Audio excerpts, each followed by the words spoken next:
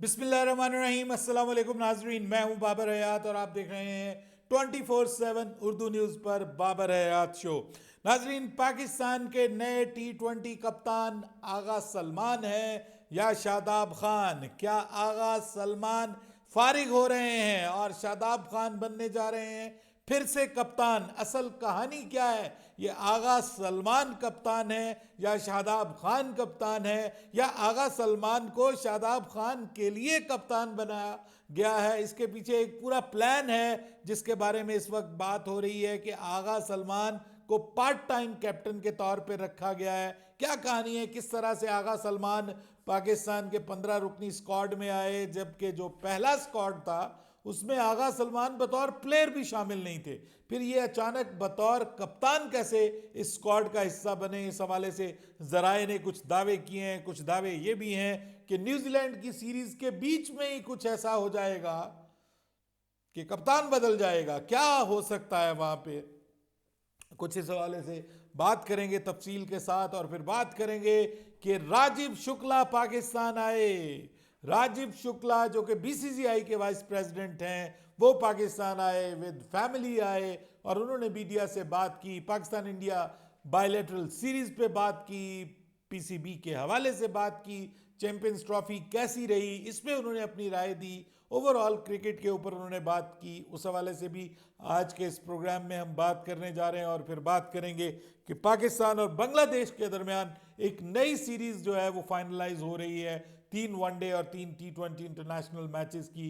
इस हवाले से भी आपको अपडेट करेंगे। लेकिन स्टार्ट करते हैं क्रिकेट का। आज एक और बड़ा मुकाबला था और वो था पाकिस्तान में चैंपियंस ट्रॉफी का आखिरी मुकाबला। हमारी उम्मीदें थी कि हम जीतेंगे चैंपियंस ट्रॉफी के डिफेंडिंग चैंपियन। हम तो 4 दिन में बाहर हो गए, लेकिन जो असल में हकदार थे वो सेमीफाइनल तक पहुंचे। और आज पाकिस्तान में सेमीफाइनल हुआ लाहौर के कजाफी स्टेडियम में, न्यूजीलैंड और साउथ अफ्रीका की टीमों के दरमियान, जो न्यूजीलैंड ने जीत लिया due to their extraordinary cricket. उनका कोई मुकाबला नजर नहीं आया, बहुत पीछे रह गई जनूबी अफ्रीका की टीम। हालांकि जनूबी अफ्रीका की जानिब से भी एक आउटस्टैंडिंग एक्स्ट्रा ऑर्डिनरी इनिंग्स देखने को मिली है द किलर मिलर की जानिब से, लेकिन वो किल नहीं कर पाए न्यूजीलैंड की होप्स को। ये अलग बात कि उन्होंने अकेले लड़ते हुए सेंचुरी स्कोर कर ली, लेकिन अगेन वो हारी हुई साइड की जानिब से नजर आए। आपको पता है ऑस्ट्रेलिया के खिलाफ सेमीफाइनल में भी वो हारी हुई साइड पे ही थे, हालांकि उन्होंने सेंचुरी स्कोर की थी। तो उनको आदत है हारी हुई साइड पे सेंचुरी स्कोर करने की, क्योंकि बाकी कोई साथ नहीं निभाता। लेकिन उन्होंने बताया कि अगर कोई उनके साथ होता तो ये 360 प्लस का जो स्कोर था, ये कोई ऐसा नहीं था कि इसको चेज ना किया जा सके। ये इतनी शानदार पिच थी क्रिकेट के लिए, इतनी जबरदस्त flattest pitch of the tournament अगर आप कहें तो बिल्कुल गलत नहीं होगा। और कोई बहुत ज्यादा उसमें कोई बहुत टर्न नहीं था, कोई बहुत मुश्किल नहीं थी। लेकिन वहां पे मैं क्रेडिट देता हूं न्यूजीलैंड क्रिकेट टीम को, खास तौर पे केन विलियमसन को, रचिन रविंद्रा को। क्या शानदार प्लेयर है, क्या जबरदस्त तगड़ा ये यंगस्टर है। आज फिर सेंचुरी स्कोर की, और Kane Williamson again with the century, और फिर Glenn Phillips, oh my God, the superman Glenn Phillips बल्लेबाजी में आता है, मैच का नक्शा पलट देता है, फील्ड में आता है तो मैच विनिंग कैचेस पकड़ता है। क्या कमाल का ये न्यू एरा का हाईली एथलेटिक फील्डर अगर हम इसको कहें तो बिल्कुल गलत नहीं होगा। और बल्लेबाज भी, और फिर अगर बॉलिंग पे आता है तो सर विकेट्स लेके जाता है अपनी टीम को। तो ऐसे प्लेयर्स जो हैं वो किसी भी टीम का एसेट होते हैं। जवाब में जनूबी अफ्रीका के लिए टेम्बा बवूमा ही काफी था। हमारे रिजवान की तरह टेम्बा बवूमा जो है ये वो प्लेयर है कि जो स्टार्ट में टुक टुक टुक टुक लगा के दूसरे प्लेयर्स को प्रेशर में ले आता है और दूसरी तरफ से विकेटें गिरनी शुरू हो जाती हैं और ये अपनी इनिंग्स जोड़ना शुरू करता है। और जब ये टीम को ज़रूरत होती है कि भाई कोई ऐसा काम करो कि इतनी लंबी इनिंग्स खेल जाओ कि अपनी टीम को जितवा भी दो, तो साहब बीच में दागे मुफारकत दे जाते हैं। लेकिन मैं क्रेडिट सबसे ज़्यादा जो देना चाहता हूँ वो मिचेल सेंटनर को देना चाहता हूं। क्या कमाल का कप्तान है, क्या अग्रेसिव कप्तान है, क्या शानदार बॉलर है। जिस तरह से वो बॉलिंग करता है, जैसे वो कंडीशंस को एक्सप्लॉइट करता है कमाल है सर। मैं ज़बरदस्त फैन हूँ मिचेल सेंटनर का, और obviously New Zealand is the best team which played in Pakistan, अगर कहें तो बिल्कुल गलत नहीं होगा। और न्यूजीलैंड वो वाहिद टीम है कि जो इंडिया को शिकस्त दे सकती है। ये भी मैं आपको बताऊं, जो लीग मैच हुआ था न्यूजीलैंड और इंडिया का, उसमें मैंने ये कहा था कि New Zealand is the only team which can defeat India, और अगर न्यूजीलैंड ने इंडिया को ना शिकस्त दी तो इंडिया जो है फिर वो फाइनल में पहुंच जाएगा, क्योंकि सेमीफाइनल में ऑस्ट्रेलिया इंडिया को नहीं हरा सकता। और वही हुआ, इंडिया फाइनल में पहुंच गया। अब एक हाथ इंडिया का है ट्रॉफी के ऊपर और दूसरा हाथ न्यूजीलैंड का है। दो बड़ी टीमें फाइनल में पहुंच गई हैं। संडे को फाइनल होगा दुबई में, अनफॉर्चुनेटली नॉट इन पाकिस्तान। बहुत सारी उम्मीदें लगाई थी, बहुत सारी आशाएं थी हमारी, लेकिन हमारे क्रिकेट बोर्ड ने जो टीम बनाई उसके गोडों गिट्टों में इतना दम ही नहीं था कि वो कुछ कर सके। हम इस चैंपियंस ट्रॉफी की वर्स्ट टीम्स में से एक हैं, बदतरीन टीम में से एक है, और ऑब्वियसली उसमें एक बांग्लादेश भी है, एक इंग्लैंड भी है। अब हमें बांग्लादेश के साथ सीरीज़ खेलनी है। उन्हीं के साथ हमारे चेयरमैन साहब मीटिंग्स करते हैं और करके कहते हैं भाई एक सीरीज़ तो आपने हमारे साथ खेलनी है, एक सीरीज़ आप हमारे साथ और खेलिए, 3 T20 और 3 ODI मैचेस की। आज उनसे भी मुलाकात की है फारूक अहमद साहब से, हमारे चेयरमैन साहब ने। एक तो मई में पाकिस्तान ने उनके खिलाफ 3 T20 3 ODI मैचेस की सीरीज खेलनी है, फिर वो चाहते कि पाकिस्तान में बांग्लादेश की टीम आए और वो आके जो है वो यहाँ पे एक और सीरीज खेले। ICC की विंडो के अलावा एक सीरीज होनी चाहिए दोनों टीमों के दरमियान। क्रिकेट ताल्लुकात बहुत बेहतर हो रहे हैं, लेकिन क्रिकेट हमारी फारिग हो रही है। बांग्लादेश की भी फारिग हो रही क्रिकेट, हमारी क्रिकेट भी फारिग हो रही है। और उसकी बुनियादी वजह ये है कि जनाब हमारी क्रिकेट में वो दमखम नहीं है जो इस वक्त इंडिया की क्रिकेट में है। हमसे न्यूजीलैंड बहुत बेहतर है, बाकी टीमें सारी हमसे बेहतर हैं। At least they fought in the semifinals at least, और हम वहाँ भी नहीं पहुँच सके। बहरहाल पाकिस्तान में चैंपियंस ट्रॉफी का इख्तिताम हो गया। चैंपियंस ट्रॉफी अल्हम्दुलिल्लाह अच्छे तरीके से एडमिनिस्ट्रेटिवली अगर हम कहें तो अच्छे तरीके से अपने इख्तिताम को पहुंची। ख़ास तौर पे जो लाहौर लेग है वो बहुत अच्छी हुई। उसमें पाकिस्तान का हमारी क्रिकेट बोर्ड की नाअहली की वजह से कोई भी मैच नहीं रखा गया, जबकि लाहौर के क्राउड ने यकीन करें हक अदा किया है। चैंपियंस ट्रॉफी को अगर किसी ने होस्ट किया है तो वो लाहौर ने होस्ट किया है। पिंडी के तो मैचेस वैसे ही वॉश आउट हो गए और पाकिस्तान का मैच भी वॉश आउट हुआ, हम वो देख नहीं पाए सिवाय एक मैच के।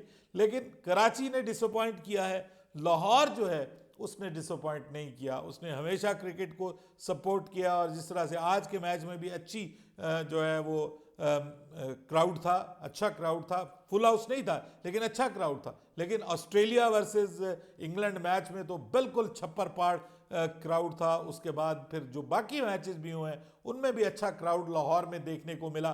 तो लाहौर ने दिल जीते हैं जी।